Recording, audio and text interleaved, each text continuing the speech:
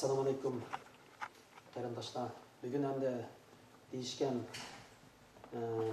temamiz bo'yicha bugun berilgan leksiyamiz shu qo'rqinish virusi va uyg'urlik tashvishi deb men mushtimini qo'yib qo'ydim. Chunki biz 6-oyniki 6-kuni mushiyada doktor Erkin Akram kelgan vaqtda 2 maydon leksiya qilgan. Şu leksiyaniki ikkinchi leksiya sifatida azroq bu tema tunishtirildi. Lekin vaqt e'tibori bilan konkret to'xtalish imkoniyati bo'lmadi. Bugun shuning bir to'xtalma sifatida leksiyamizni davomlashtirsak. Endi qo'rqinish degan shu temani tanladik. Hammamiz bilamiz. Bütün insonlarda qo'rqinish bütün inson xos narsa.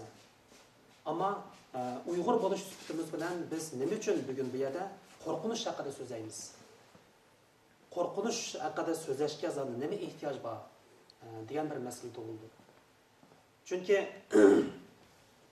inson bo'lish sifatimiz bilan Alloh taolo inson yaratganda uning qalbiga muhabbat, nafrat, xushallik shuning bilan bir vaqtda yana qo'rqinishni yaratdi. Chunki qo'rqinish inson xos narsa.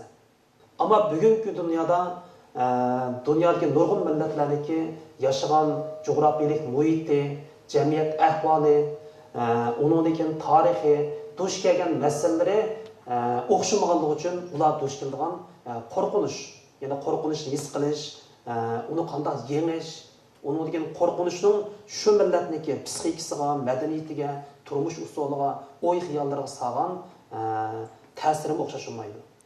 Şuna şu noktadan biz Uyg'urlarga qo'rqinishlarni qanday qo'rqinish? Mushu temaga bugun murojaat qildik. Endi hammamiz o'zimizniki shaxs sifati bilan hayotimizdagi shu qo'rqinish olib kelgan ta'sir va buning ilgari yashash jarayonida his qilgan hayotimizni o'ylagan vaqtda menimcha har bir Uyg'urniki hayotidagi qo'rqinishni his qilish jarayoni amaliyotda bütün Uyg'urlarning kollektiv yo'shiruv engidagi qo'rqinishni his qilish ham uning yengish va uning ta'siri yashash jarayoni bilan birdakligiga ham bütün Uyg'ur kollektividagi bu narsani har bir shaxsning hayotidagi mush narsalar his qilgan deb qarashga bo'ldi. Misol uchun oldingi qatimliq leksiyamizda deb o'tdik.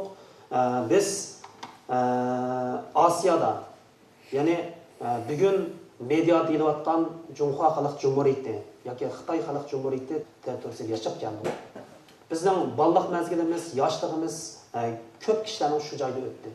Ammo har bir inson o'zining balliq davriga, vatanda o'tkazgan, osh tuproqda o'tkazgan balliq davrini o'ylagan vaqtda nurg'un Uyg'urlarda tug'ilish bilan qandoqdir ko'rinmas bir vahima, ya'ni davlat tarafidan, hokimiyat tarafidan, davlat apparati tarafidan paydo qilingan bir qo'rqinchli bir muhit ichida yashashni iborat bu narsani har bir Uyg'ur beshidan kechirgan.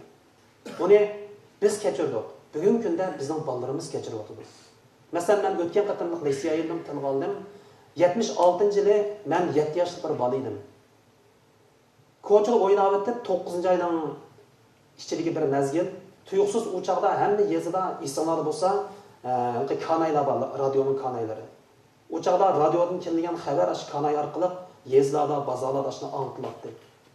Tuyuqsiz bir vahimlik bir musiqa chiqdi, musiqidan keyin şu çağ aşındaq bir sözünü anlığının isimle. Yani sözlükçe Davut'un. Uluq dayımız ve ustazımız Mavrushi adamdan öttü. Bu haberi anlatıp tuyuqsuz da ben Balavaşqa turib qaldık. Qarasaq şu çağ diqqat qilsam bütün ko'chalar o'tgan kechgan odamlarning hammasi xuddi qaqqan qo'ziqdek o'rinlashib turib qolgan gapda. Shuningdan men o'chaqda balavandikin bu vafot bo'ldi degan so'z zot nima so'z?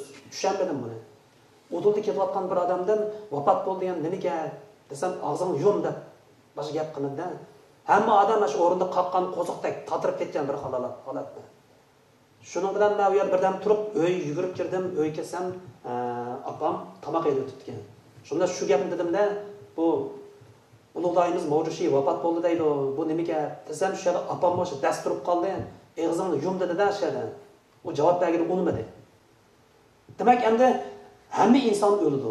Ammo 60-70 yillardagi ashu Jungoning sharoitida Mavdan iborat bir davlatniki shu raisi yoki ilohlik o'rniga chiqib olgan mushundoq bir insonning o'limiga nisbatan islom aqidasini qabul qilgan, islom bo'yicha yashayotgan bizning odamlarimizni ishlamay qolgan. Mal o'lamdi. Demak, bu narsani biz balliq tajribamiz bilan beshimizni o'tkazdik. Xuddi shuning o'xshash 1953-yili sobiq Sovetlar ittifoqida Stalin o'lganda Sovet ittifoqining O'rta Osiyo jumhuriyatlaridagi necha 10 million aslida islom diniga e'tiqod qilgan xalqdan tashkillangan bu jumhuriyatlarda Stalinning o'lganligiga nurg'un odam ishonmagan. Ya Stalin o'lishi mumkin bu. Demak, sobiq Sovet ittifoqidagi shu diktator tuzum yoki rejim insonlarga Stalindan iborat mushu diktator bir shaxsning o'lib ketishiga hali ishonmas darajaga berib ketgan gapda. Demak, bugungi kunda biz buni o'ylasak, buning tüp sababi nima desa, ma'lum bir elda, ma'lum davlatda diktator rejim yoki tuzumning yoki davlat apparatining insonlarga har bir shaxs sifatidagi insonga sog'an qo'rqinish tuyg'usi oxirida insonning real hayotdagi shaylarni normal o'ylash iqtidorini mahrum qilgan. Demak, psixikasini asli ustun qilayotgan gapda.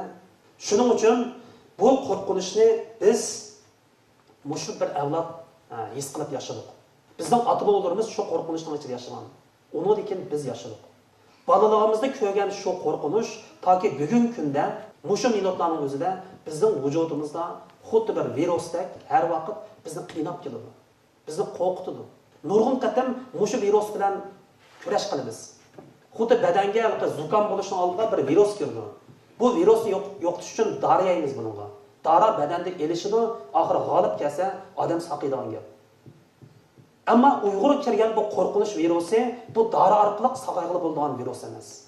Chunki bu avlod mahkumlik ichida yashashdan iborat bu reallik bütün Uyg'ur millatining vujudiga qo'rqinishdan iborat bu virusni o'rnatib o'tgan. Shunga buni avlod har bir shaxs yoki bir millat yoki bir ijtimoiy to'plam a'zolari mushu qo'rqinish virusi bilan kurash qilish to'g'ri keladi. To'g'ri. Men bayda o'tdim, qo'rqinish butun inson xos narsa. Mayli oq bo'ling, qora bo'ling yoki Yevropada yashang yoki Osiyoda yashang, hamma inson tug'ilish bilan qo'rqinishdan iborat bunday narsa hamma insonga o'rtaq. Ammo yashagan sharoit o'xshamaganligi uchun qo'rqinishning o'xshamagan sharoitdagi insonlarga beradigan ta'siri ham shu insonlarning keyingi hayot musobaqasida mush qo'rqinishning akildigan aks ta'sirlari o'xshash bo'lmaydi. Shunga 91-yilda sobiq Sovetlar ittifoqi yemirilgandan keyin Sovet ittifoqiga nurg'un odamlar, yana mushu diktator tuzumda yashagan 70 yilga yaqin yashagan insonlar ishonmagan. Bu tuzum yemirilishi mumkinmi? Ya'ni mushu sistemaning ichidagi 15 ittifoqdosh jumhuriyat parchalanib chiqib, o'z oldiga bir mustaqil hur hayot yashashi mumkinmi degan narsaga nurg'un odam ishonch qilolmagan. Chunki 70 yillik mahkumlik, qo'rqinish insonlardagi o'ziga bo'lgan ishonch tuyg'usidan mahrum qilgan. Shuning uchun dunyoda bugungi kunda sharqdagi nurg'un millatlarni, ya'ni mahkumlik ichida yashagan millatlarning psixik holatini tadqiq qilish hozir g'arbdagi cho'ng bir tadqiqot temasi. Sobiq Sovet ittifoqi yemirilgandan keyin necha yuz degan kitoblar chiqdi. Yana Sovet ittifoqi tavasida yashagan millatlarning psixikasidagi normalsizlik, ularning psixikasida ko'rilgan egispaslik hamda mushu egispaslikning ularning hayotiga, bolalariga, ma'rifiga, turmush usuliga hamma narsaga ko'rsatgan ta'sirini tadqiq qilgan nurg'un kitoblar yozildi. Vaholanki Uyg'urlarning peshining kechirgan psixikasidagi mushu xil normalsizlik har xil holatlarga nisbatan bizda bir tadqiqot elib berilmadi. Shunga bugun oldindan mushu qo'rqinishning manbasi yoki yiltizini his qilish yoki mushuni kuzatish har bir inson bo'lish sifatimiz bilan o'zimizni o'zimiz davolash bu intayin bir zarur narsa. Shu sababdan bugun biz qo'rqinish haqida so'zlayapmiz. Bu temamizning birinchisi yana nima uchun qo'rqinish haqida so'zlaymiz degan. Hamda ikkinchi bir tema shu inson tabiatidagi qo'rqinish va uning psixik alomatlari. Hamda biz baydadoq Alloh taolo inson yaratgan vaqtda insonning qalbiga muhabbatni, nafratni, xushallikni, g'am qayg'uni, qo'rqinishni hamma narsani birga yaratgan. Shunga insonning psixikasi shundoq bir murakkab narsaki, har vaqt odam o'zining psixikasini tanishib yashash to'g'ri keladi. Agar o'sha psixik alomatlarning ichidagi ma'lum bir taraf chakdan eshib ketsa yoki haddidan ortiq yuqori yoki tuvan bo'lib ketsa, insonning psixikasida normalsizlik kelib chiqadi. Shuning uchun bunda qarab boqaylik, nima uchun ixtirolarning, kashfiyotlarning, yangiliklarning ya dunyoviy hur va erkin fikrlarning ko'pinchisi tarixda Yevropada oldin tug'ildi. Yevropada nima uchun oldin tug'ildi? Asli insonda egizpaslik yo'q. İnsanın icadiyat iqtidori, kallasi, hamma narsa dunyodagi hamma insonga o'rtaq yaratilgan. Ammo sharoit ba'zi insonlardagi shu xil iqtidorni qezib chiqarishga yo'l qo'ydi. Yana ba'zi yerlarda sharoitning bo'lmasligi ba'zi insonlardagi shu xil iqtidorning besilib qolishini keltirib chiqardi.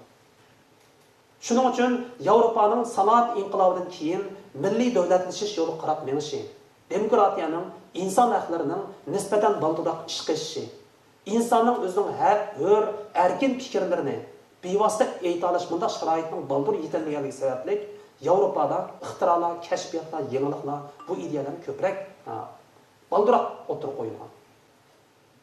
Endi boshqa Osiyo, Afrikadagi nurg'un millatlar, masalan, o'rta asrda qadimda shonliq madaniyat yaratilgan mazgillarda bu yoqda yashagan insonlarning noyat nurg'un yangi hur fikrlar o'tirib qo'yilgan, yangiliklar maydonga kelgan. Yevropa buni e'tirof qiladi.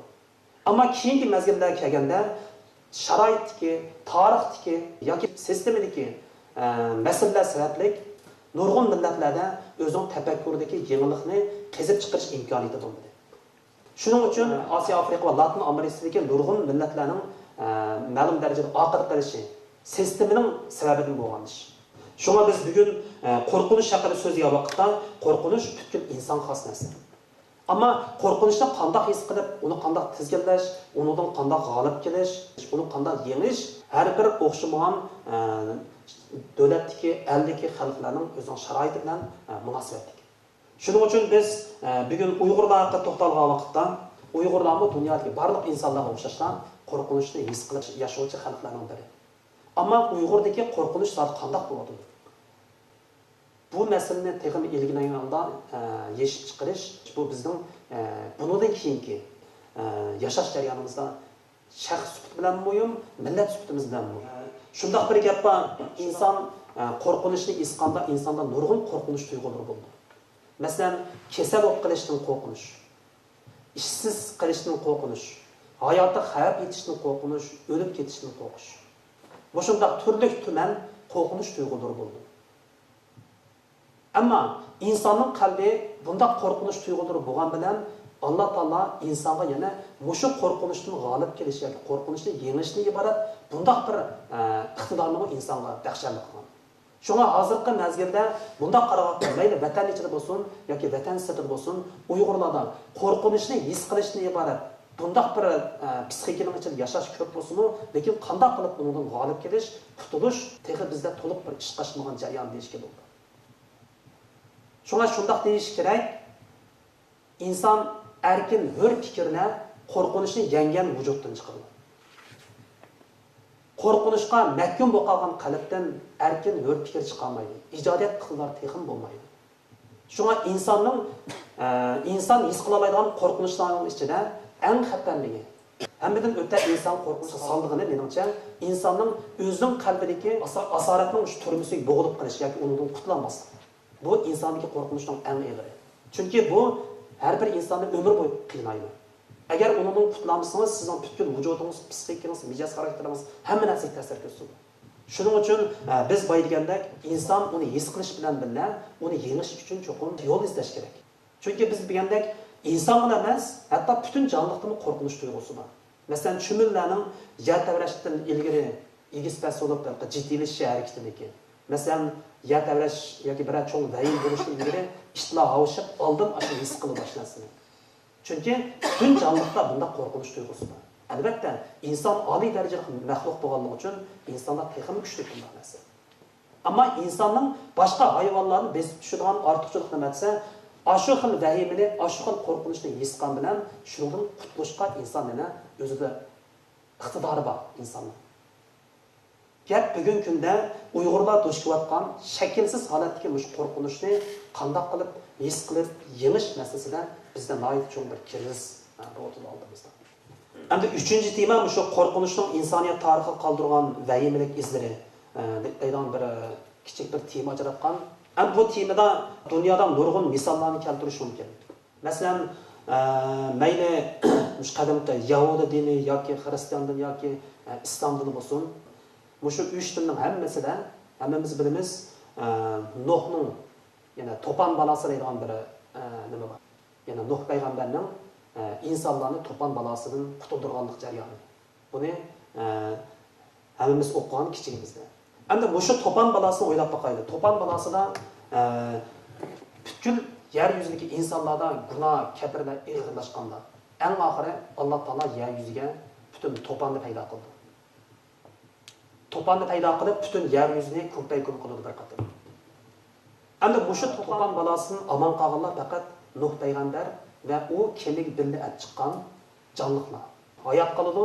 Bular qilib to'pon besiqqandan keyin yer yuzida yangi bir hayotlik shundan keyin aviydo maydon kelib taraqqiy qildi.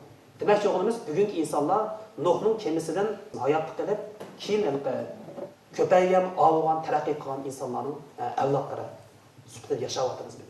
Ham bu yerda bunday bir savol tug'ildi. Shu vaqtda mesela Alloh taolo nima uchun yer yuziga to'pondan iborat bu halokatni soldi? Demak, to'pondan iborat mush halokat yoki mush zo'r qo'rqinish insonlarni ruhiy jihatdan bir qadam cho'chitgan. O'z haqida qayta o'ylashgan, o'zining ketkizib qo'ygan gunoh haqida yana bir qadam o'ylashga insonlarga bir fursat bergan desam bo'ldi. Shunga dunyo tarixida yangi paydo bo'lgan iqtidorlar, kashfiyotlar yoki insonlarning ruhiy jihatdan bir qadam cho'chib o'yg'ilib, insoniyat tarixida bir fikr inqilobi bo'lgan vaqtda har qatimda uningga ma'lum bir qo'rqinish sababchi bo'lgan. Shunga balkim Alloh taoloning to'pon balasini selishi insoniyatni bir qatam mushu qo'rqinish orqali ularni ruhiy jihatdan bir uyg'otish, mundaq bir nimani o'ylagan bo'lishi mumkin, deyish mumkin bu jihatdan. Endi undan keyin insoniyatning jamiyati necha ming yildan mobaynida ko'p qatam nurg'un voqealar, nurg'un hodisalar bo'ldi. Dunyoda urush bo'lmagan hech qanday bir asr bo'lmadi.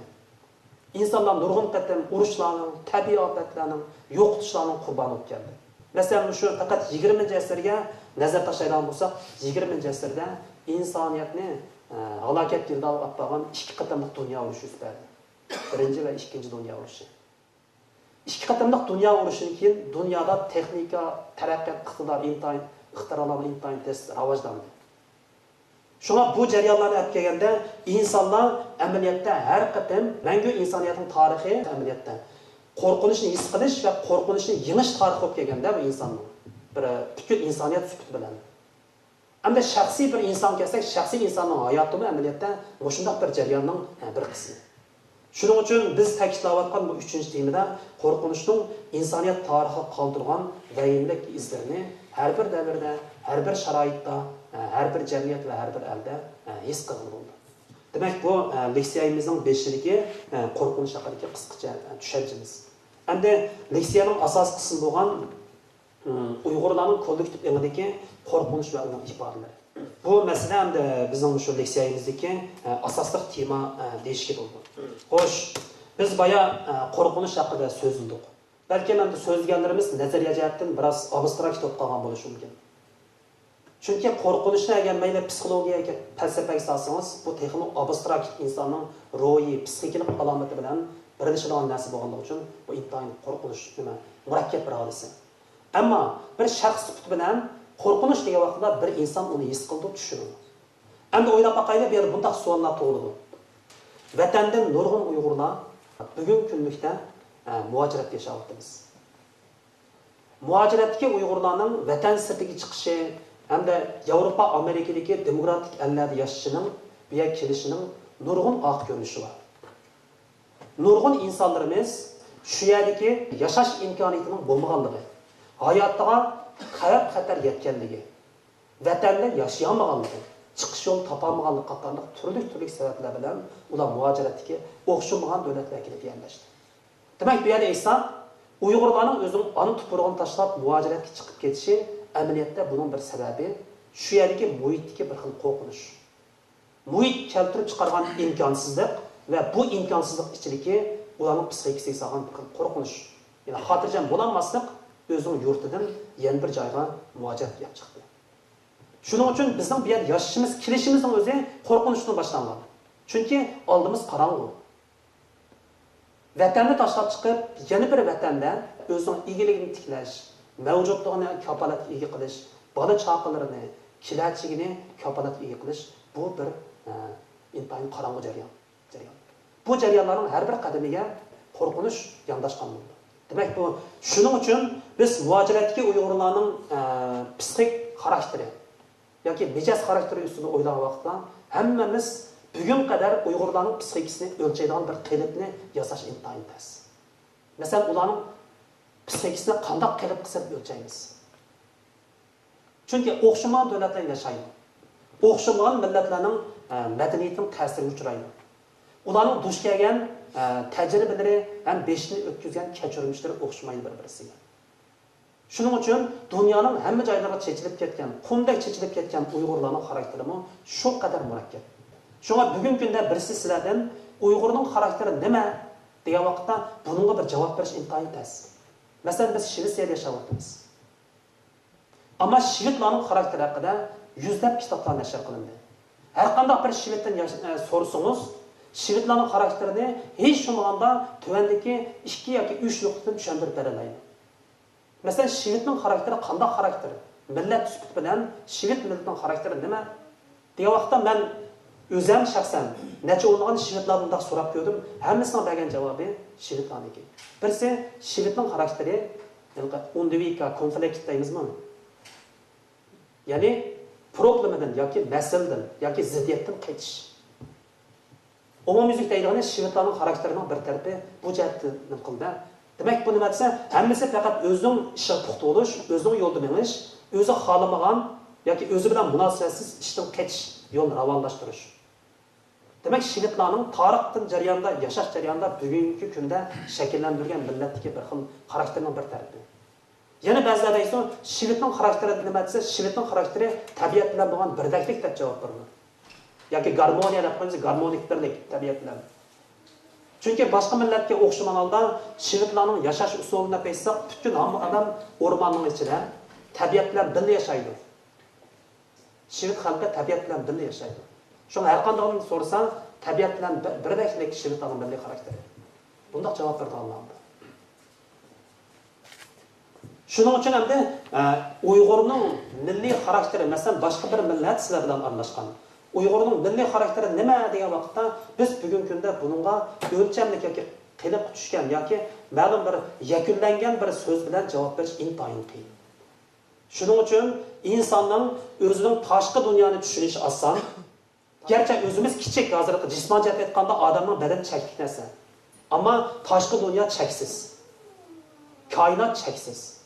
Lekin inson tashqi dunyodagi cheksiz narsani oson tushundiki, o'zidagi cheksiz badanning ichidagi cheksiz ro'yatni, cheksiz psixikani, cheksiz ichki dunyoni tushunish intayin tez narsa. Demak, bu insonning qiyin nuqtasi. Undaqkan Uyg'urlarning navbatdagi kollektiv psixikasida yoki kollektiv engida shakllangan yoki hozir hukm surayotgan qo'rqinchning ifodalari zot nima? Men bu yerda deganimda bu muhojiratga vatan sababidagi Uyg'urlar emas, balki vatanni o'ziga olgan butun Uyg'urlardagi ifodalarni ko'z tutyapman.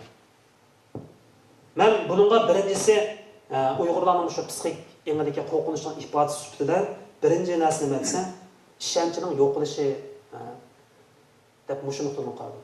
Ishonchning yo'qolishi, o'ziga bo'lgan ishonchning. Chunki o'ylab boqaylik, bir insonga nisbatan ma'lum bir masalada, masalan bir imtihon deylik, imtihonda agar o'zingizga ishonchingiz bo'lsa, imtihonga qo'rqmay kirsiz. Qo'rqinish sizni bir qadam yiroqlashadi. Jiddiylashish bu narsadan. Chunki ishonchi bor o'ziga. Ha bu imtihonga, imtihondan o'talayman. yoki o'talisam yana bir qatamda o'talayman deydiganda o'zi bir ishonchi bo'lgan. Xuddi shuni o'xshash har bir millatda bu ma'lum bir kelgan kollektiv tajriba yoki kollektiv kechirmishga yoki kollektiv taqdirga nisbatan o'zida bir ishonch bo'lish kerak. Ammo Uyg'urlarning tarixini hech shumanda 20-asrdagi Uyg'ur tarixini varaqlab ko'rgan bo'lsak, butun millat gavdasi bilan nurg'un masalalarda o'ziga bo'lgan ishonchni yo'qolganligini his qilamiz. Masalan, bu yerda bunday bir misol keltirishga bo'ladi. 1860-yillarda, 65-yildan 1877-yilgacha bizning vatanimizda yana badavlat, Yaqubbek deydigan bir kishi, ya'ni G'arbiy Turkiston tarafdan kelib, bizning vatanning janubidagi Qashqarni markaz kanalida 7 shahar davlatini qurgan. Tarixchilar buni ba'zilar 7 shahar davlat deydi, ba'zilar 6 shahar davlat deydi. Umuman bizning vatanni o'z ichiga olgan bir davlat. Shu vaqt qo'zg'algan vatandagi xalq qo'zg'alonlarining natijasida 7 shahar davlatda dunyoga kelgan. Vaholanki, mushu 10 necha yil hukm surgan mushu davlatda yashagan insonlar, ya'ni bizning ajdodlarimiz shu mazgildagi bu davlatning istiqboliga nisbatan ishonchi bo'lganmi degan bir savolni izlab ko'rish to'g'ri keldi. Buningga shu vaqtdagi shu mazgilda beshidan kechirgan, shu davrda yashagan, shu davr tarixidan ma'lumot beruvchi Molla Musa Sayrami bunday bir misollanadi. Bir yo'lovchi otqanda Fayzvatdan o'tib ketib, yer ag'dirayotgan bir dehqonga duch kelganda, dehqondan so'raydi ekan. "Ha, bu aka, nim qo'tsiz?" degandan keyin hech qanday gap qilmaydi, "Xitoy teryapman" deb javob berdiganda bu dehqon. Shuningda bu yo'lovchi turib, "Bu gapingizni tushunmadim, bu nima gap?" degandan bu bizning diyorimizda islomiyatchilik hokimiyat 10 yil davomlashgan emas. Bu badavlat janoblarining qurgan bu davlatning qachonga davomlashganligini hech kim bir narsa deb bo'lmaydi. Bu Xitoyning kelishi xuddi yangi urug' solsak, ko'klab chiqqandek ish deb javob berdiganda bu nimaga? Odamga. Shuni bilan o'tib ketadi ekan, hamda bu bir nihoyat oddiy bir misol. Ammo bu misol nereden chiqadi desa, u vaqtda manchani qo'lab chiqargan. Bir mustaqil o'zallik qurgan davlatning ichida yashayotgan bir dehqonning odatiga bir gapi. Bu bir odatiy gap. Balkim bu gap shu vaqtda yashayotgan bizning bütün ajdodlarimizga vakillik qiladigan gap deyishgan bo'lmaydi. Ammo bu gap nimani tushuntirib o'tadi desa, bu gap odatdagi dehqonning shu vaqt qurilgan bir hokimiyatga bo'lgan ishonchining yo'qligi. Nima qilamaydik bizning qo'limizdan ish kelmaydi. 5 yil 10 yil undan keyin yana asli qaytadi deydigan mandaq bir psixika shakllanganda. Shuning uchun Uyg'urning tarixi, realligi, amaliyatini tahlil qilib, bizning psixikimizga yoki ruhiy holatimizga o'rnab ketgan qo'rqinchning ifodalarini tepib chiqish, uningga nisbatan dori tepish kerak. Uni qanday hal qilish, undan qanday qutulish, undan qanday hal qilishni izlash kerak. Demak bu birinchi xil ifodasi deyishga bo'ldi. Endi Uyg'urlarning kollektiv yoshirin yangilikki qo'rqinchning yana bir ifodasini, endi ikkinchi ifodasini men ziyoda sezgirlik yoki sezimi eshib ketish degan shu nuqtadan tahlil qilib ko'rishni to'g'ri topdim. Balkim bizning oramizda nurg'un psixologlar bor, nurg'un tadqiqotchilar bor. Buningdan keyingi tadqiqotlar davomida boshqacha yangi qarashlar o'rtaga chiqishi mumkin. Lekin men shaxsan shu nuqtani Uyg'urlarga qo'rqinchning bir ifodasi deb bilishga bo'ldi. Ya'ni sezgirlik eshib ketish. Sezgirlik eshib ketish psixologiyadagi bir atalimi. İnsanның ma'lum jihatda sezgirligi eshib ketgan vaqtda psixikasida ba'zi normalsizliklar ko'rindi. Masalan, haddidan ziyoda jiddiychilik tug'ilgan vaqtda siz qo'ygan tutquningizni bilmaysiz. Hatto og'zingizdan nima gap chiqqanligini uqilmaydi. İnson o'zini sezmagan, o'zini bilmagan holda bunday bir psixikaga kirib qoladi. Xo'sh, shaxs sifati bilan bir inson ba'zi vaqtda shunday bo'lib qoldi ekan. Millatmi shunday bo'lib qoladi? Albatta, millat yoki bir ijtimoiy to'p minglagan insoniy gavdalarniki qo'shilishdan hosil bo'lgan narsa. Shunga minglagan insonlardagi bu xil sezgirlikning eshib ketishi amaliyotda butun millat gavdasida sezgirlikning eshib ketishini keltirib chiqaradi.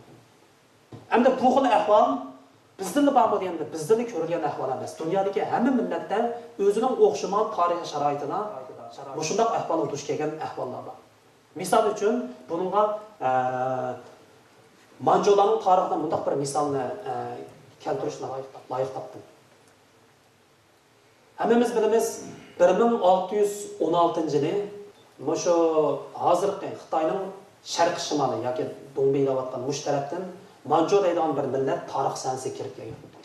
Bular shu vaqtda nihoyat tezlik bilan kuchayib, hozirgi shu Beyjingning shimolida Shanxaygan deydigan bir o'tkan bor, ya'ni Satichin sepining o'tkani. Bu o'tkanning janubiy, ya'ni aslidagi Xitoyning an'anaviy tupurg'i, uning shimoliy millatlar yashagan bir makon.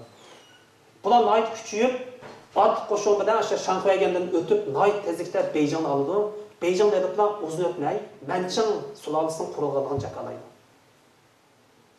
Endi o'ylab boqaylik, shu vaqtda necha 100 million aholiga ega Jungoda yoki Xitoyda, al noposi necha millionga yetmaydigan Manjular otliq qo'shinning surhaybati bilan oxiri birlik keltirdi bu davlatni. O'z qo'liga oldi. Beyjingni poytaxt qildi. Poytaxt qilib, bular hokimiyat peshiga chiqib, hokim millat qatori o'tdi. Shuning bilan oradan bir 10-20 yil o'tgandan keyin Changjang daryosining janubidagi nurg'unlagan shu Xitoy aholilari tuyuqsiz o'ziga hukmronlik qilayotgan mushu millatning oldida bularning psixikasini o'zini yuzlaganda, uning oldida o'z so'ragan. Hozir haq so'rayotdi bular. Endi bu psixik o'zgarish nereden kelyapti desa, hammamiz bilamiz, Manjularning, ya'ni Manchang davrida ishlangan nurg'un kinolarni ko'rdinglar. Manjularning chashshagida qanday oldi tarafini qirqyotdi, keyindan bir o'rim chashni qo'yib, keyingi savolda bu Manjuning milliy chashshagi. Endi shu vaqtda Hanzolarning chashshagida qanday edi desa, Hanzolar butun chechin qo'yib, o'rib olgan bir bularning nimasi bor, chash otib ekanda. Bunda qarab baqsa, Manjularning anda o'ziga o'xshamagan, shunda ko'pinchilari tuyuqsiz psixik jihatdan qo'rqish boshlaganda, bizlar chechimizda Manjularga o'xshash oldi tarafdan qirib, keyingi chash qo'yish kerak, bu kerak emasmi? Chunki bunda qilsam, bularning nimasiga zitini tigib qo'yman, atash kundan jaylamdi. Yoki bularga yomon ko'rinib qolmanmi? Deb bu xilda o'zini andish qilishga o'tganda, shuning bilan bu andisha 5-10 yil davomlashgandan keyin oxirida 1646-yilga kelganda Beyjingdagi Manju xoni butun davlat xarakterli farmon jakalab, butun shu miqyosida, Manchang sulolasi miqyosida hamma Hanzoning birdak chechining oldi tarafini qirqib tushirib, o'rim chash qo'yishga farmon tushgan. Farmonda noyat aniq qilib, agar chash lozim bo'lsa, kalla ilinsin, kalla lozim bo'lsa, chash tushirilsin deb farmonga aniq yozgan shu vaqtda. Endi bu yerdagi bu misoldan nima tushuna olmasak, aslida bu narsani hokim millat his qilmagan. Ammo hukmronlik o'rin turayotgan millat o'zining o'zi andish qilib, hokim millatga yaxshi ko'rinish yoki o'zining hokim millatga o'xshamaydigan turmush odati yoki madaniyatidan o'zini o'zi kamsindirib, oxir bu qo'rqinish hokim millatni olani o'zgartirishga majbur bo'lgan. Bu nimaning misoli desa, bu sezgirlikning eshib ketishi. Ya'ni qo'rqinish keltirib chiqargan sezgirlikning eshib ketishi oxiri bu holat keltirib chiqargan. Xo'sh, biz Manjularning tarixidan misol oldik. Endi bizning hayotimizda Uyg'urlardagi sezgirlik eshib ketish bugungi kunda nimaga sabab bo'ldi? Bugungi kunda bu xil sezgirlikning eshib ketishi Uyg'urlarning chiroy shaklidagi badan alomatidagi o'xshamaslikdan o'zi xavf saraydan holatga berib yetdi. Burutlarning tushirilishi, yağlıqlarning boshdan elinishi, chash soqollarning taqishishi amaliyotda bu butunlay, garchi ma'lum jihatdan bu sistemaning sababidan bo'lsa-mu, ammo buni ma'lum tarafda yana o'zimizning izlashga to'g'ri keladi. Masalan, bu narsaning ortiqchiligi, qo'rqinchligini hokim millatga kim his qildirdi? Minglagan ishchi xizmatchilar mushu hokimiyatning sistemasida Uyg'urlar ishlayotdi. Ularning ichidan yana minglari o'sish uchun, martabasining yuqori ko'tarilishi uchun o'zidagi boshqalarga o'xshamaydigan narsadan eng dastlabda vahim yig'uvchilar amaliyotda mushunday bir qatlamdan kelgan. Shuni bugungi kunda Uyg'urga xos bo'lgan narsa, Uyg'urning milliyligini gavdantirayotgan narsa, tarixdan buyon o'zining milliy alomatining muhim bir qismi bo'layotgan narsa bugungi kunda Uyg'ur o'zini o'zi qo'rqilgan bir holatga yetdi. Misol uchun, men o'tgan leksiyamda dedim, bizning yozuvchimiz Mamtimin O'shurning Burut majarasi degan hikoyaning qimmatini bugungi kunda men his qildim. Vatan vaqtida o'qon bilan u darajada his qilmoqdi ekanman. Mamtimin O'shur buningdan 10 necha yillar ilgari o'tirib qo'ygan Uyg'urlarning psixikasidagi ziyoda sezgirlik yoki sezimli eshib ketish sababidan kelib chiqqan bu xil qo'rqinchli Burut majarasini yozgan bo'lsa, bugungi kunda 10 necha yil o'tgandan keyingi bugungi kunda bu narsa reallik aylanmoqda. Ko'ryapsizlar, erlarimizning burut soqollari tushirilyapti, ayollarning beshining yog'liqlari elinmoqda. Demak, amaliyotda o'zidagi bu xil vahima oxiri bu vahimani reallashtirdi, oxiri bu boshqalarga dastak deb berdi. Bizning milliy tibobatimizda hammamiz bilamiz, hamma Uyg'ur o'zini his qiladi. Badanga qandaq taomlarni yoki qandaq narsalarni yeyish yoki yemaklikka tangshash orqali odam o'zidagi issiq, sovuqlik, yana mijozning issiqligi, sovuqligi yoki uningdagi ho'l issiq, ho'l sovuq, quruq issiq, sovuq deganlarni har bir Uyg'ur bir inson bo'g'ich sifati bilan o'zi his qila oladi, uni yemak-ichmak, har xil narsalar bilan tangshab mangoladi. Odamning psixikasi shu. Chunki o'zingizga o'zingiz eng yaqin, o'zingizni o'zingiz eng ko'p bilasiz. Shuning uchun har bir inson oldi bilan o'zidagi psixikani tangshash kerak. O'zi tangshsa, mumkin o'zi tava bo'lgan millatning yoki ijtimoiy to'pning psixikasini tangshamaydi. Bu ikkinchi nuqta. Uchinchi nuqta sifatida Uyg'urlarning tarixdan buyon toki bugunga qadar davomlashgan bu hayoti jarayonida o'zi his qilgan yoki qalbida tugum bo'lgan yoki vujudida virus saqlayotgan bu qo'rqinish oxirida nimani keltirib chiqardi degan vaqtda men bu uchinchi xil ifodani bir xil manqurtliq deb bu atalg'i bilan tushuntirishni loyiq topdim. Endi hammamizga ma'lum, agar adabiy asar o'qiganlar bo'lsanglar bilsizlar, Qirg'izistonning, ya'ni sobiq Sovetlar ittifoqi davrida yashagan bir qirg'iz yozuvchisi bor, dunyoga tanilgan. Chingiz Aytmatov ismi. Shunga qirg'izlar o'zining milliy madaniyati yoki milliy iftixori jihatdan aytganda qirg'izlar shunday gap bor. Bizda ikki narsa bor. Birisi Manas, yana birisi Chingiz Aytmatov deb qo'ydi. Chunki Chingiz Aytmatov necha millionga yetmagan qirg'iz xalqini o'z vaqtida sobiq Sovetlar ittifoqiga emas, butun dunyoga tanitgan yozuvchining birisi.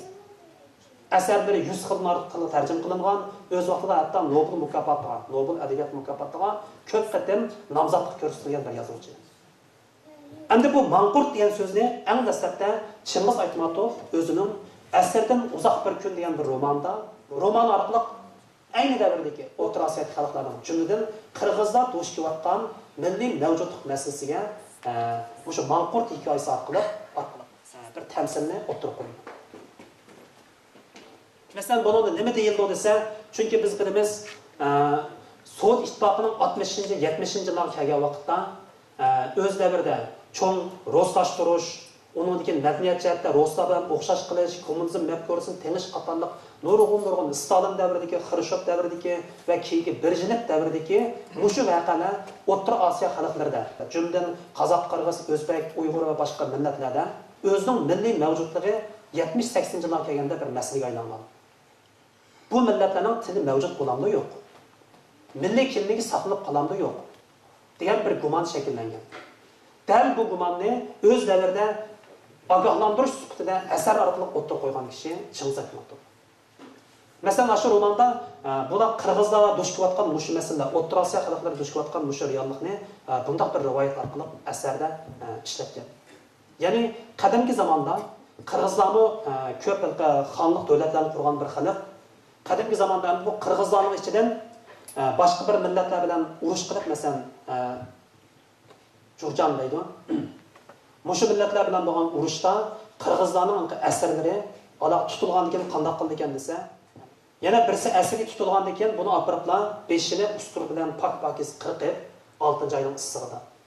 Undan keyin shu yerda to'gidan birini o'ltirib, to'gining shu bo'yin terisi eng qalin bo'ldi ekan, ashu g'ora chiqib turgan terini opirib, boshqa kiygizib olgan ekanda, kiygizib, undan keyin buni qattiq tengib, ağır putqolunu bağlab bu əsərdə çöldə taşıyırdı ekan. Bu issiq çöldə 3 gündən aşıq 7 güngacha faqat suv berib, boshqa narsa bermay bu yetish jarayonida oxiri teri qurib, bosh bilan chaplashgan ekanda. Chaplashgandan keyin boshdan o'sib chiqqan chash teriga teshib o'tolmay, oxiri yenib, mingning ichiga, boshning ichiga o'sib ekanda. O'sib bu ma'lum bir mazgil olganda oxirida bu odam butunlay kerakdan chiqib, oxiri nimaga aylandi desa, shu romandagi gap bo'yicha manqurt qaylangan. Manqurt qaylangan odam qanday bo'ldi ekan desa, manqurt qaylangan odam faqat egisini taniydi. Egisidan boshqa o'zining ota-ona, qarindosh hech bir inson tanimaydi. Agarda egisi ota-ona yoki onani o'ldirsa, bir o'ltirgan bir holat kelganda bunday asirdi.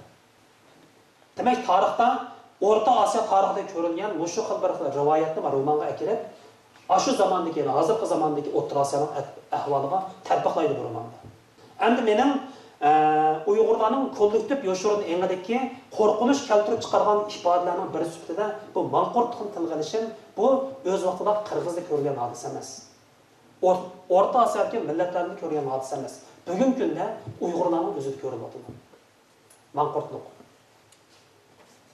Demak, manqurt bo'lgan inson amaliyotda o'zining kimligini unutadi.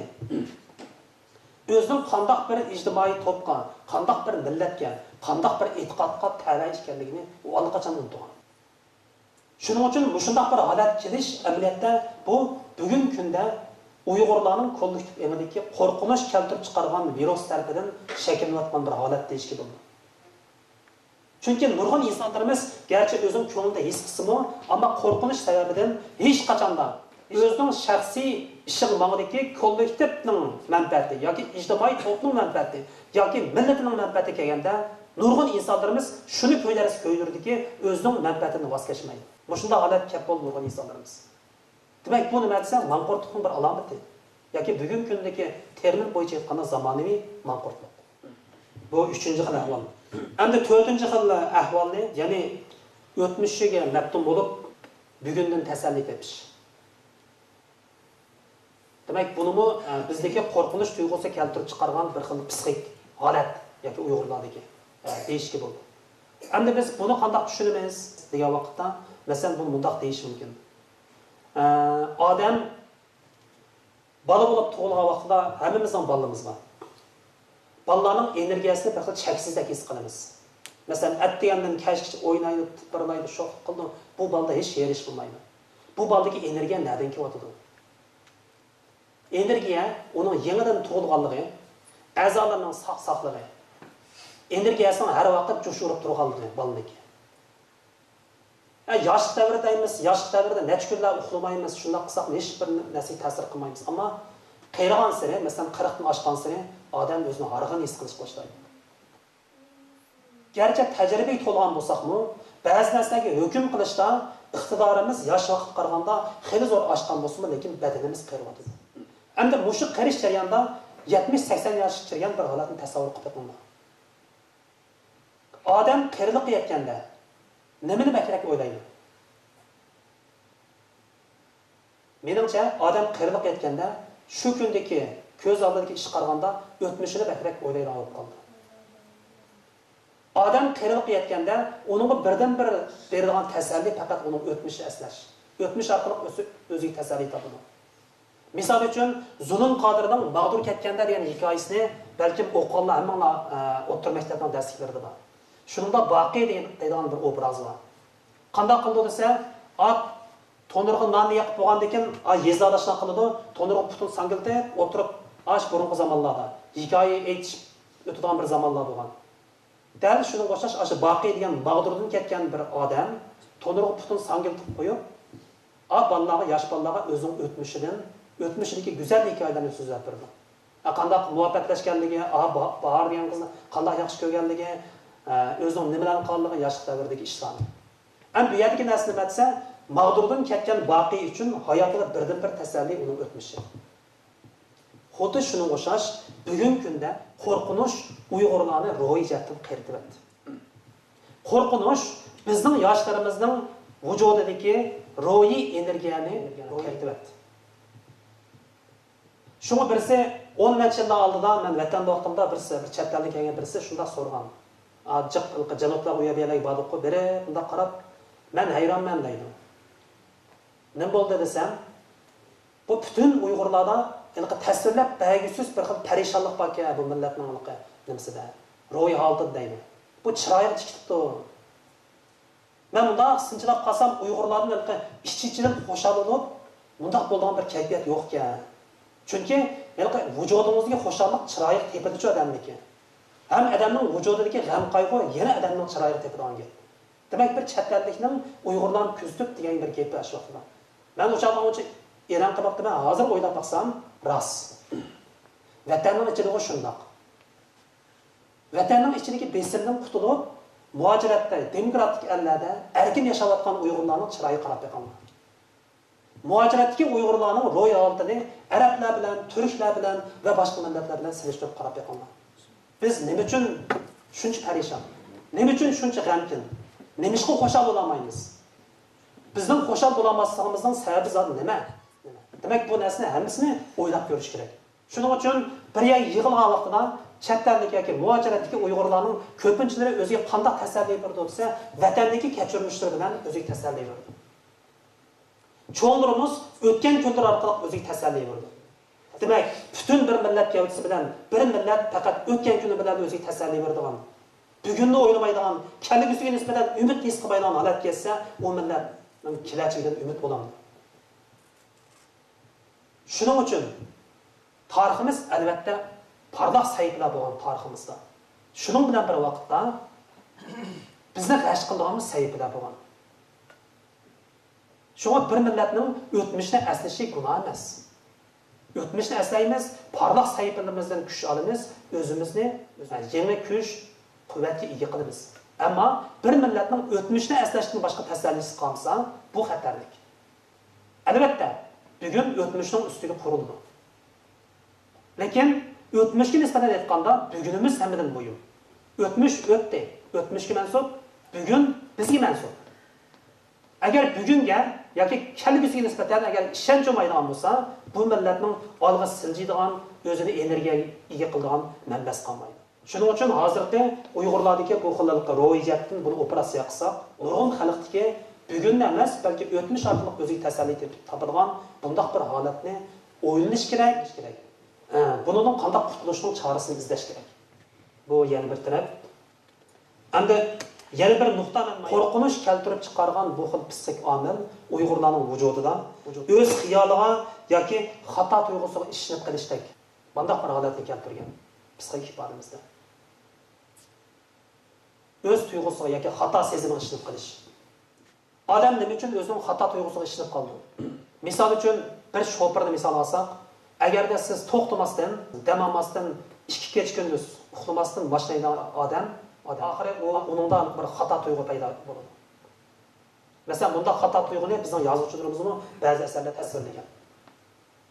Masalan, mashina haydab ketib o'tsiz, oldingizda tub-tuz yo'l, ammo tuyg'ungiz ilishqanligi uchun balki tuyuqsiz, yo yo'lda bir odam dasib etgandek yoki mashina yo'ldan chiqib ketgandek xato tuyg'u bilan cho'chib uyg'onsiz. Yoki albatta esingiz kelsizda. Demak, bu haddidan ziyod charchash natijasida tuyg'udagi bir xil xatolish.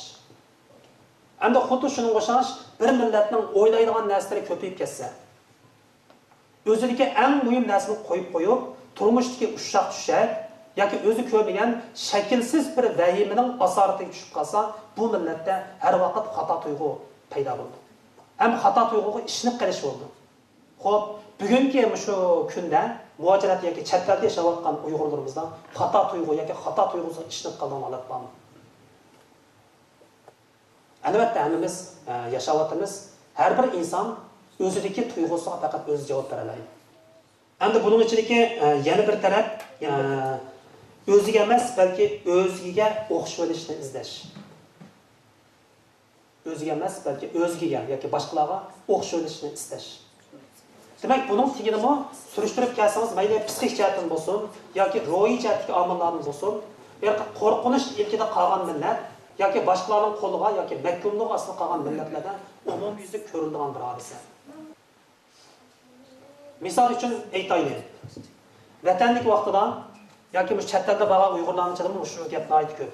Masalan, ishchi o'lkalarga yoki Xitoyning o'lkalariga borgan vaqtda Uyg'urlar nima bilan faxrlandi? Desam, nurg'un Uyg'urlar o'zining Xitoyga o'xshamaganligi balki chet elga o'xshaganligidan faxrlanish his qiladi.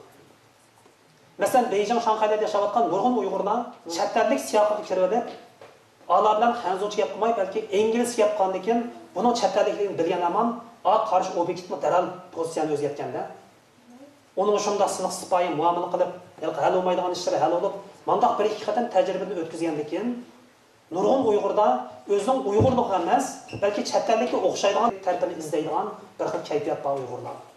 Onun için O'rta Osiyoda yaşayan qarindoshlarimiz misol olsakmi, O'rta Osiyoda yaşayan qarindoshlarımızın içinde mesela uzun mezgil O'ristonning madaniyat assimilyatsiyasi yoki madaniyat besimi ichida yashaganligi uchun mesela parchalashning oldi keyinda hatto o'zining tili qaraganda o'ris tilida so'zlasa bir xil faxr his qilgan. yoki o'rislarning turmush shakli yoki bolalarni shu xil usul orqali tarbiyalasa, texmo bexatar his qilgan yoki o'zini bilimlik, bundaq o'rni bor ko'zlar bir xil psixik holat shakllangan. Bu nima desa, o'zidan kuchlik bo'lgan obyektga nisbatan qo'rqinish tuyg'usi oxiri o'ziga emas, boshqalarga o'xshashga istashdan iborat bu xil psixik omilni keltirib chiqargan. Shunga bugungi kunda vatandagi Uyg'urlarda, masalan, turklarga o'xshalishni izlash yoki arablarga o'xshalishni izlash, bundaq psixikalar nihoyat og'ir. Chunki dunyoda hamma millat bo'lib barpo bo'lgandan boshlab shu millatning o'ziga xos alomati bo'ldi. Masalan, do'ppan Uyg'ur xalqining tarixi bilan o'zi yaratgan, o'ziga mos kelgan, butun dunyo tarafidan e'tirof qilingan bir milliy kiyimi. Bugungi kunda milliy kimligining bir qismi. Yana tarixdan bu yana kiyim-kechak jihatda Uyg'urlar o'ziga xos bir turmush otini yetildirgan. Gerçi 20. asrdan keyin dunyovilashish asosiy iqlim aylangan bo'lsa, lekin Uyg'urlarda mana shunday turmush otdi bor. Shundaqkan bugungi kunda nima uchun bizning xalqimizning ichida boshqa xalq yoki boshqa millatga o'xshalishni izlash xohishi shu qadar kuchli bo'lib ketdi. Shunga buning tigini surishtirib akasi amaliyotda bu shu millatning o'zining psixikasidagi o'ziga bo'lgan ishonchining bo'lmasligi yoki o'zining milliy kültür yoki madaniyatining ichida o'ziga o'xshatsa, uning bexatar bo'lmaydiganligini his qilgandan keyin boshqa millatga o'xshalishni izlaydigan gapda. Demak, agar bir millat boshqa millatga o'xshalishni izlaydigan psixika butun millatning gavdasiga umumiylik hukm surgan kuni bu millatning milliy mavjudligi krizisga duch keldi. Shunga bu nuqtani cho'qib o'ylanib ko'rish kerak. Demak, endi bugun shu qo'rqinish temasidan biz uning psixikalik yoki ro'y jihatdagi bir qism uqumlarni tushuntirib o'tdik. Shundan bilan bir vaqtda qo'rqinish tuyg'usi olib kelgan psixikalik normalsizlik natijasida Uyg'urlarning kollektiv o'rnida ko'rilayotgan bir qism ifodalarni salman asab o'tdik. Balkim bu mening shaxsiy his qilgan taraflarim. Undan boshqa nurg'un taraflar bo'lishi mumkin. Bugun vaqt munosabati bilan men shunchalik so'zlasam, qolgan vaqtimizda qarindoshlarning agar savollari bo'lsa, savol javob orqali davomlashtirsak. Rahmat tamomiga. Nurg'un qo'rqinishning nimalarni sabablarini dedik, bir qo'rqinishdan qutulishning choralari yoki shaxsan Uyg'ur millatiga qo'rqinish nimasini qutulish uchun bir shu to'g'riliq bir qanday bir choralar to'g'riliq o'ylab ko'rdingiz? Rahmat. Shu qo'rqinishni bas foydaliq insonning o'zida Alloh taolo qo'rqinishni qalbga solgan bilan shu qo'rqinishdan qutulishdan iborat iqtidorini bergan. Demak, endi bizning hozirgi holatimiz nima desa, butun Uyg'urlarda qo'rqinishdan iborat shunday bir mikrob yoki bir virusga mubtalo bo'lgan bo'lsa-mu, lekin buni qanday yemish intayin bir qiyin bir holatda turibdi Uyg'urlarning psixikasini aytganda. Endi insonning boshqa jonlilardan farqlangan tarbi biz bayimdidik. U qo'rqinishni his qiluvchi bo'lish bilan bir vaqtda, ya'ni qo'rqinishdan hal qiluvchi yoki qo'rqinishni yenguvchi. Mandaq bir iqtidorim bor insonda. Endi qo'rqinishdan qanday yengamiz? Bu o'yinni har birining bilan bunday yengaman deb bir yo'l yoki qilib ko'rsatadigan narsa emas. Chunki biz baydadik, har bir millat a'zolarining qalbidagi qo'rqinish boshqa xalqdan farqlanadi. Ya'ni kelib Uyg'urlarning vujudiga chirmalagan bu qo'rqinishni dunyodagi boshqa har qanday bir millatning tajribasi bilan, boshqa har qanday bir millatniki real hayotda duch kelgan qo'rqinish ifodalari bilan selishtirib bo'lmaydi. Misol uchun, masalan, Uyg'urlardagi shu pasport qiyinchiligining masalasini sizlar dunyodagi boshqa bir millatga so'zlab bersangiz, hech bir millat bu narsaga ishlamaydi. Bu mavjudmi yoki bu shundoq bo'lamdi deb hayron qildi bu narsaga. Lekin bu reallik hozir bizda bor. Shuning uchun mushunga o'xshagan turli-tuman hodisalar Uyg'urlarning qalbiga tushuntirish intayin qiyin bo'lgan qo'rqinishning mikroblarini sindirib yoki o'rib bo'ldi. Ham buni qanday qilish kerak?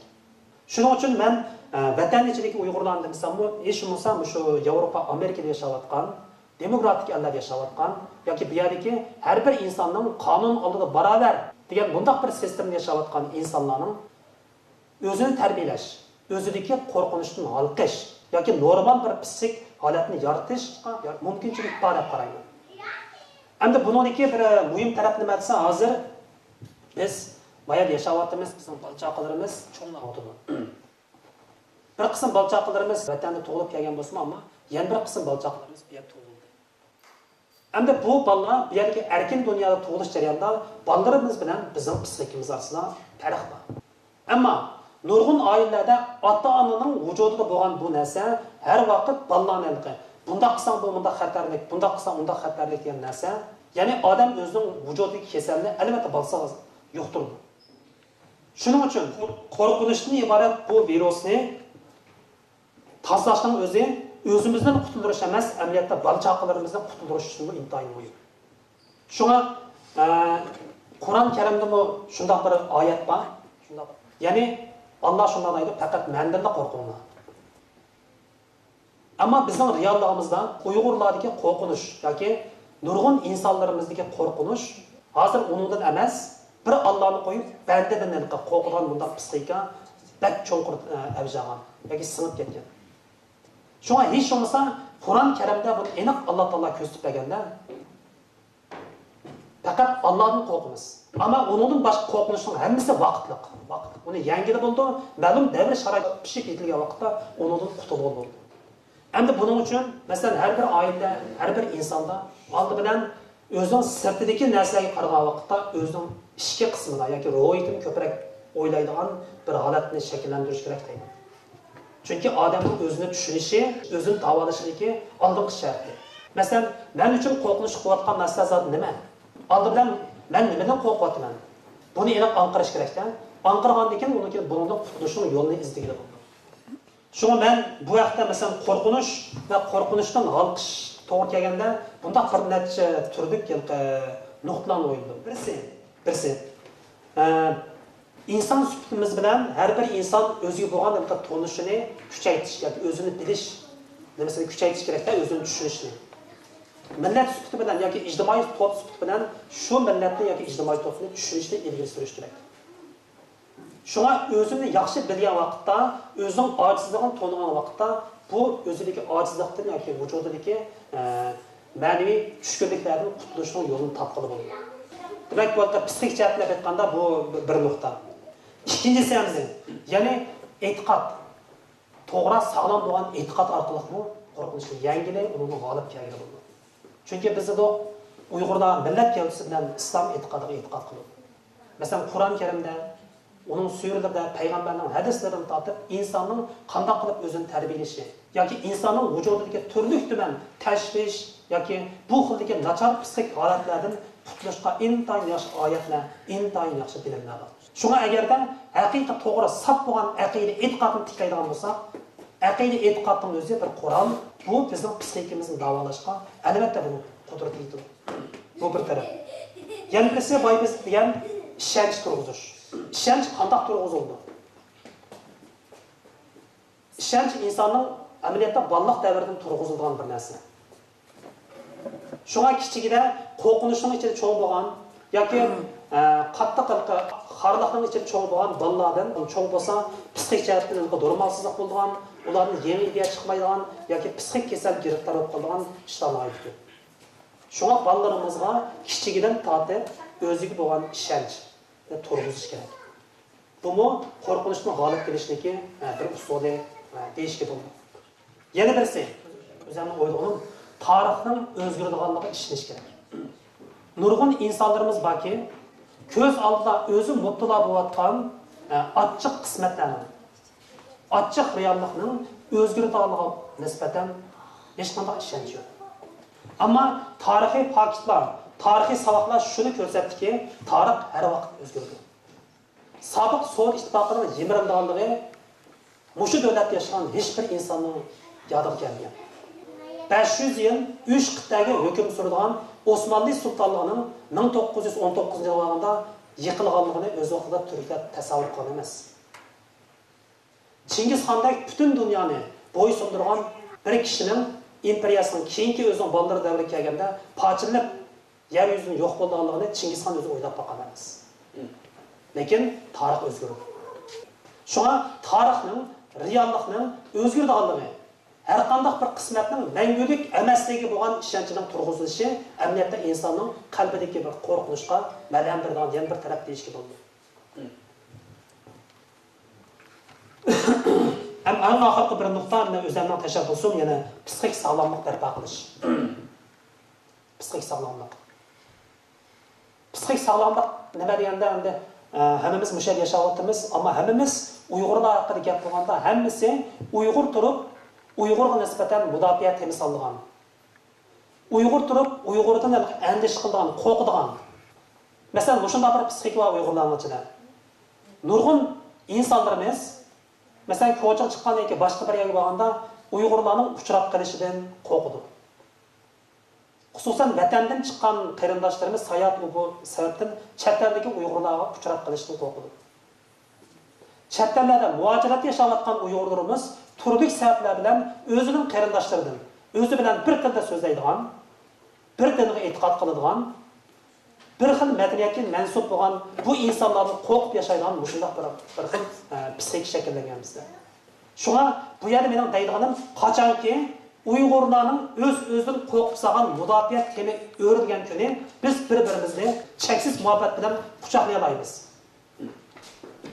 Bugungi kunda qaysi Uyg'urni o'zi qo'yib etib kuchli muhabbati bilan quchoqlab taqan bor. Quchoqladi yoki. Demak, mayadagi tub sabab nima desa, qo'rqinish bakteriyasi bizning butun vujudimizni shu xil holat ekanligi, hatto o'zimizni yoqib qo'ydi.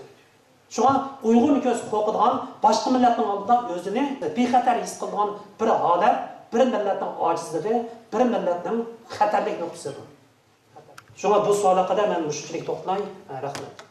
Vatandagi yashayotgan Uyg'urlarning muajiratga yashayotganlarning psixikasida bu qo'rqinish nemisida farq bormi yo'qmi? Masalan, vatanda unchalik nima emas, bu yerda yashaganda Uyg'urlardan mesela başka devletki Uygurlarga telefon qilsam, men jiroq turib yerda yolg'iz yashayapman, qulug'im tinish.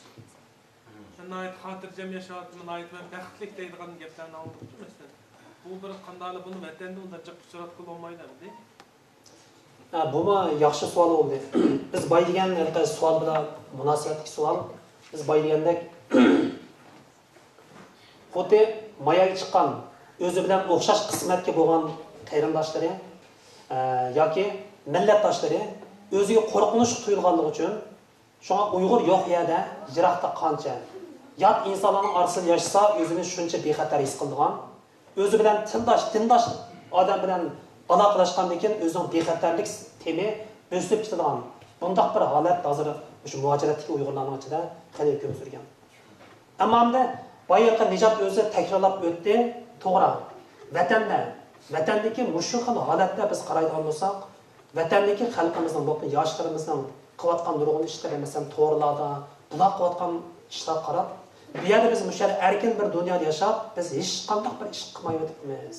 Demak, biz vatandagi Uyg'urlarga qaraganda natijasi qo'rqinch olib ketibmiz deydigandek bir yakun kelgan. Ham buning sabablarini men jiq o'yladim.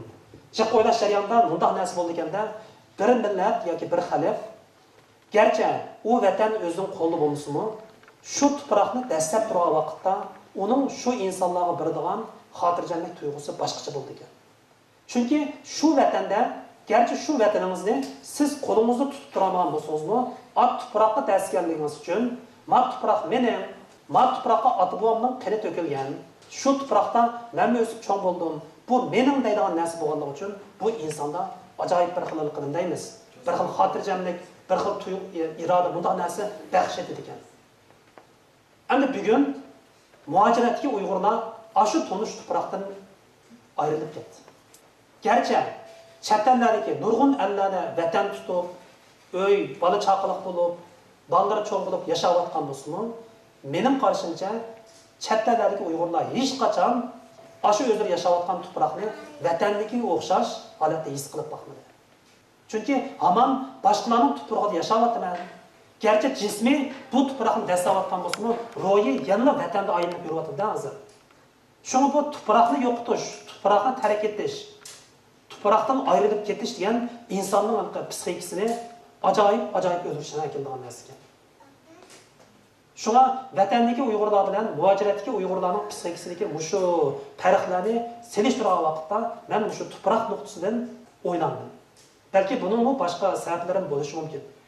Endi yana bir nuqtani matsa, yana bir nuqta muhojiratga yoki chet ellarga chiqqan Uyg'urlarning kelish manbasi xilma-xil, o'xshamagan oq ko'rinishdan kelganligi, o'xshamagan maqsad muddaolar bilan chet elga chiqqanligi yoki o'zining vatanda qolgan, urug' tuqqan qarindoshlar bilan bu yerdagi hayotning o'rtasida qanday qilib bir xillik muvofiq oraliqni saqlash yoki bexatarlik bir ballig'ini hosil qilish qatorli xilma-xil sabablar tufayli chet eldagi Uyg'urlarning psixikasida ajoyib cho'ng'alik murakkablik shakllanganda. Shuni xuddi boy ta'kidlab o'tgandek, amaliyotda chet elda yashayotgan Uyg'urlarning qo'rqinchi vatandagi Uyg'urlarning qo'rqinchidan eshib ketgan. O'tning ichida ko'yayotgan qarindoshlarimizning qo'rqinchidan, o'tning tejida ko'yayotgan qarindoshlarimizning qo'rqinchi eshib ketgan. Shunga buni qanday qilish kerak? Albatta, buni davolaydigan bir payt keldi. Agar buni davolamasa, bu qo'rqinish virusi bizdan o'tib bolamizga davomlashadi. Erkin dunyoda cho'ng bo'layotgan bolalarimizni bu virus yo'qida agar davolamasa. Rahmat.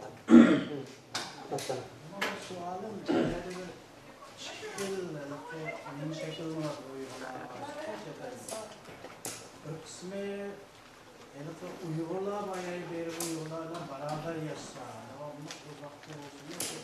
Bana kıysan bu Uyg'urlar bayağı kesenler, şunu arzu okuyor, şunu küçükteki Uyg'urlar bayağı bir yapmış, çeşit kalıyor. Yani biri Uyg'urlar bayağı bir keçip Uyg'urlar yoklayan bir yaşsa, meydan, Uyg'ur'un şeklini atıyor diye. Bunun sebebi ne? Endi Ahmetcan'ın deganimiz uchun gapni hozir nimaga kelyotdi? Bu bir reallik chet ellariki. Chunki bu savolga mening o'ylig'im Uyg'urlarning muhojiratda yoki chet elda yashash tarixi boshqa millatlarga selishtirganda qisqa biz. Masalan, bak uzun bo'ldi deganda tarixi ko'p bo'lgan, ammo mushu biz yashayotgan davrda eng uzun bo'lganda 15 yil, qisqa bo'lganda 10 yoki 5 yil bo'ladi-da bizniki chet elda yashash tariximiz. Şuna dastlabki bosqichda masalan bir tuproqdan ayrilib, yana bir tuproqqa o'zlashish bo'lgan jarayonda, ya'ni bir xil qandaqdir gumansirash, qo'rqinish, shunday bir bosqichni o'tdi deganda, o'tib, masalan, oldi 15 yil bo'lgandan keyin birsi bolalarimiz cho'ng'ladi. Ikkinchisi 15 yilning ichida biz nurg'un narsani yo'qotdik. Yana dastlabki Uyg'urning qo'rqishdan iborat mush jarayonining ichida bizning aslidagi vatandan olib kelgan Uyg'urlik alomatimizning nurg'unlar yo'qoldi. Şunun bilan 10-15 yil o'tgandan keyin bolalarimiz cho'g'lab, bizning problemlarimiz yoki hal qiladigan masalalarimiz ko'payganda, undan keyin his qilish boshladi bir qism Uyg'urlarda. To'g'ri, hamma millat faqat o'zining to'pi orqali yashash orqali o'zini saqlab qoldi ekan. Birisi o'zining tilini saqlaydi ekan, urf-odatini, e'tiqodini va boshqa usullarni saqlaydi ekan. Qunday chechilib ketish assimilatsiyaga yo'qolish qilib bordi ekan degan bir xulosa yoki bir xil fikr keldi. Şunun bilan bu fikir kelganlar dunyoning nurg'un joylarida Uyg'urlar bor joyda yashashni bir xil bexatarlik usuli deb his qilyapti. Ammo hozir har yili kelayotgan yangi insonlarimiz ko'p bo'lganligi uchun bularning ichida yana qo'rqish o'zini xalqidan yoki mudofaa emselish hodisalari yana ko'rilyapti. Shunga bu xil holatni albatta hamma Uyg'urda mudofaa fakat bo'lmaydi, buni ham ikki xil nuqtadan kuzatish menimcha oqilona fikr deyishga bo'ladi.